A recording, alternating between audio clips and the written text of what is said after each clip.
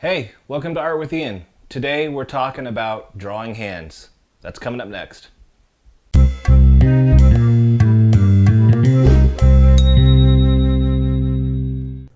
All right, how to draw hands. Before we get into this, I want to just preface by saying that I'm not going to dive real deep or even at all into the anatomy side of this, of hands. If you want to get really into that stuff, I recommend getting the books or getting books by like Andrew Loomis or David Bridgman. I've got a link in the description for a couple books that I highly recommend by those guys if you're into um, anatomy studies. Okay, that said, let's get into it. So, just a little bit of understanding the measurements and comparisons on the hand can go kind of a long way if you're trying to just kind of get your head around a few of the basics. So, we'll cover that real quick. And so, basically, the width of the palm is the same as the height of the palm. And this is my hand, so some people's palms might be thinner than mine, and I am kind of adding in a bit of that fleshy bit, part of the more of the wedge the thumb grows out of. But just generally speaking, you can kind of see, it's about a box, it's about a square, it's real close to a square. And then from there, the same length now of the height of the palm is basically the middle finger, and then the middle of that is the first segment of the finger, and then the rest of the finger is again that length. This is really just estimation, averaging stuff. You don't take this as like exactly how all hands are. I mean, if a person has notably short fingers, it doesn't work with this measurement if they have really long fingers. But this is kind of a starting point. This is somewhere to basically get you going. So, and then thinking about the forms, right, in their most basic form. So if you think about, if you look at the shape, you've got kind of a descending, it kind of comes up, you've got a rising and then descending line, and it just kind of carries on throughout the whole hand if you look at your joints where they all are.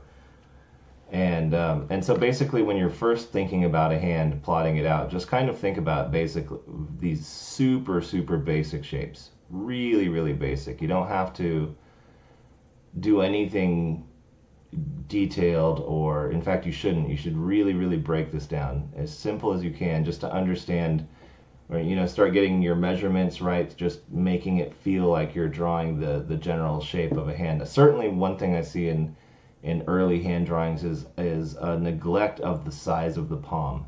You kind of see wrist and then this small little thing and then fingers.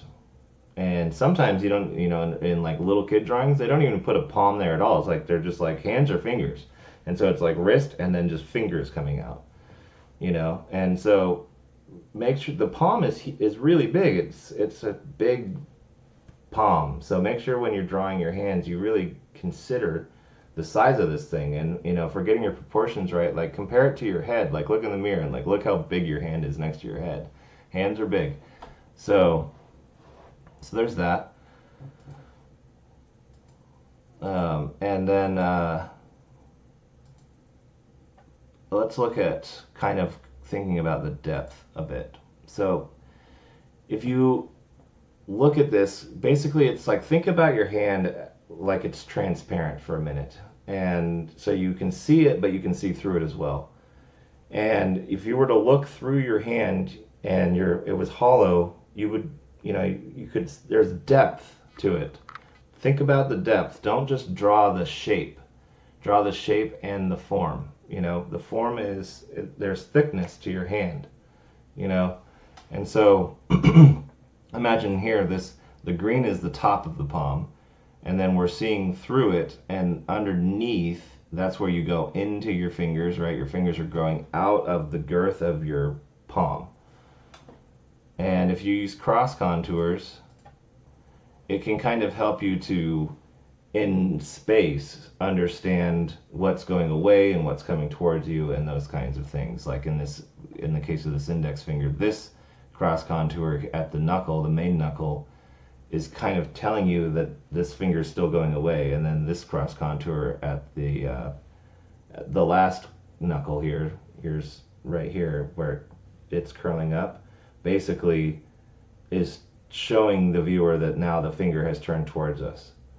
And so using just a few cross contours in your hand drawings can, and any drawing for that matter, can really help to establish depth and perspective and the three-dimensional space that you're placing your object into. Okay, so that's that. Let's look at some actual pose examples here. So the thing about hand drawing when you're learning hands is all you do is draw a hand. And you get in there and you you want to make it super cool, realistic looking, all this shading and tertiary forms and all these things. And at the end of the day, all that knowledge has to be compressed down into a tiny little hand when you're actually doing real drawings of things.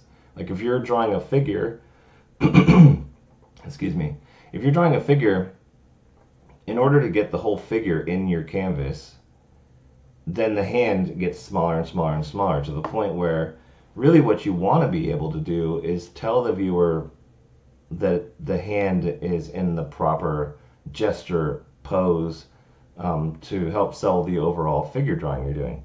And so all of that, you know, super high detail stuff that you've been learning how to do on your hand drawings, it's as you zoom out, it gets less and less and less and less relevant. And the only thing that's really relevant is understanding those simple shapes and forms that we're talking about. So for example, if we get in here, we look at her, and these are, you know, taken from reference. So, you know, these are real poses. Look at her hand. If you were just drawing this, you know, you've got basically these shapes. And that's super simple shapes, you know, and that's it. I mean, she's not doing some kind of like crazy Renaissance era thing with her hands, you know. She's a real person doing a real thing, and that's what her hands look like. Again, you know, he's holding his cane, and that's it. That's the shapes. Super simple. Holding a pipe. You know, these are really simple shapes. If you stop thinking about it like how hard it is to draw hands and start thinking about what his hand actually looks like here, you know, it's a combination. If you just break it down into these shapes, it's just a combination of these shapes like this, right? And then he's got the pipe inside here. And that's all it is. It's really way less complex when you start to really break these shapes down. You know, and think about, start your initial, when you're drawing, start your initial sketches with these simple shapes in mind. Not, you know, the refinement can come after you make sure that the proportions and the placements are all correct. And that way you're working from simple to complex, and you're not drawing this epic hand that you decide, or you realize after you're, you know, 3/4 of the way through drawing this epic hand that it's too small. You will be upset. Yeah, so look at, you know, here, you just got palm and then fingers. And all you see is her index finger curled and her thumb, and a little bit of her knuckle down here from her, probably her ring finger. Surfer guy, you know. This is a real pose. So this is what he's actually doing with his hand. Super simple stuff. Really simple. So keep that in mind when you're working on your drawings. Just in general, thinking about hands. Just remember that the simple shapes are what you want to understand, to get down first. And a lot of times, that's all the viewer's ever going to see is simple shapes because of the size issue.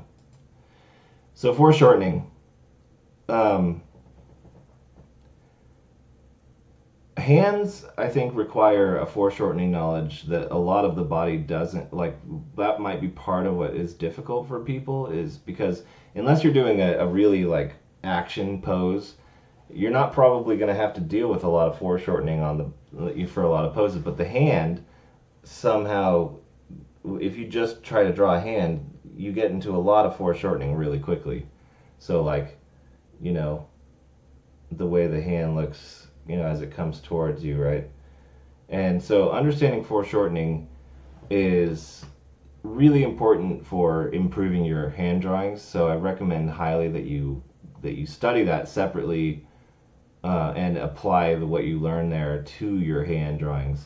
In the case of this hand here, the things things that are coming toward us, overlaps happen as they go away, right? So that's how you know that one thing is in front of the other. That's what you're doing. What you're selling is that this hand is in front of the forearm. The forearm is in front of the bicep, and then on this side, going away from you, the bicep is now in front of the forearm. The forearm and wrist are in front of the palm.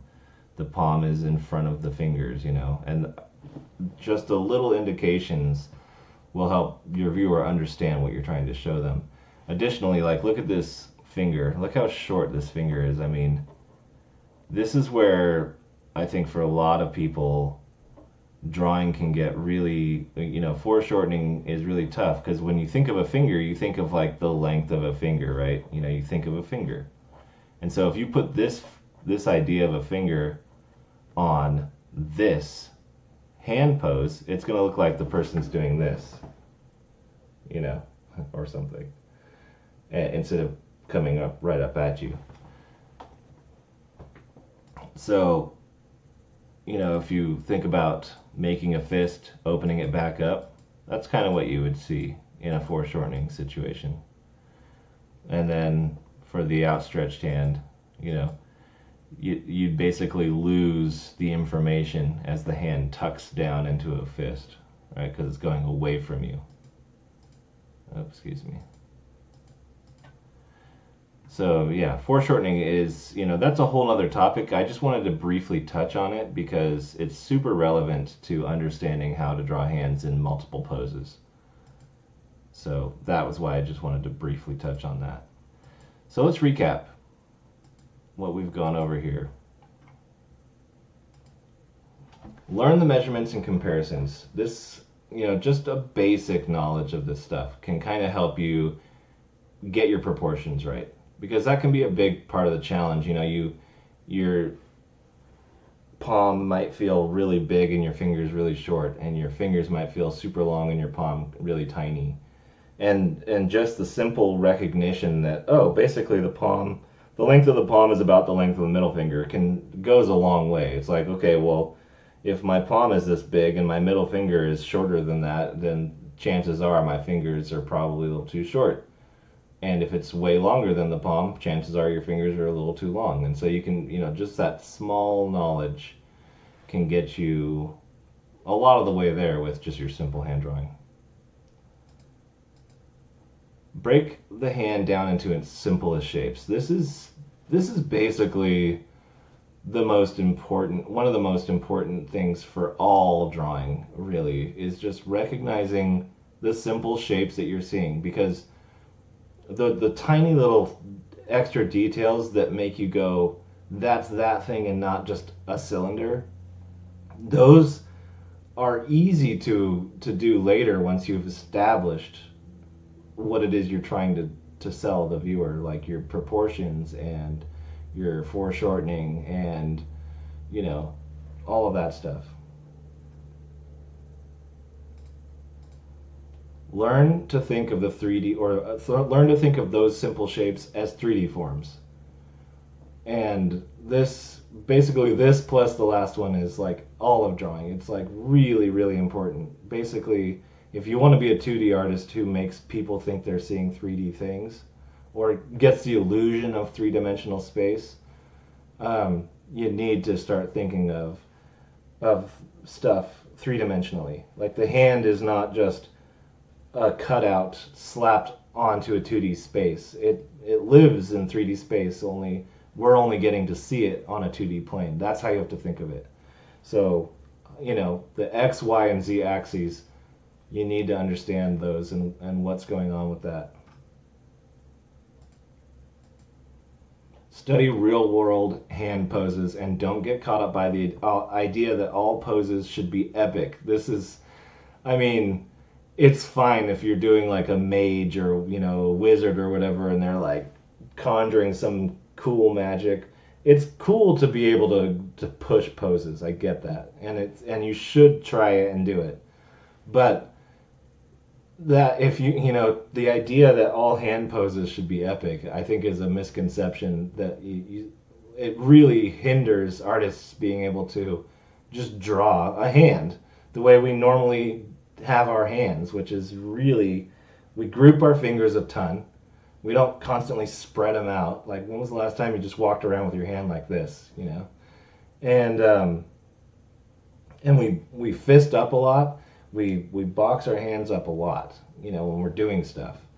And so go on Google, look up people doing doing things that you're into, skateboarding or playing any sports, doing martial arts, anything, any activity, and just pay attention to the poses of their hands. And look at how simplified a lot of the times the hand poses really are. And lastly, study foreshortening and its effect on how you see the shapes and forms you're drawing. So again, my finger my finger in profile is this long, and my finger pointing straight at you is this short, and everything in between. And so if you wanted to do like someone clawing at you, you need to understand how the foreshortening works, or you're never going to get that pose to feel right. So study that stuff. Alright, that's going to wrap it up for this video.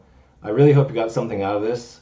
I hope that this kind of helps you to break down, simplify, and make less difficult work of your hand drawings, so you can kind of get some cool drawings and poses down without feeling overwhelmed by the whole thing, because hands can be kind of overwhelming.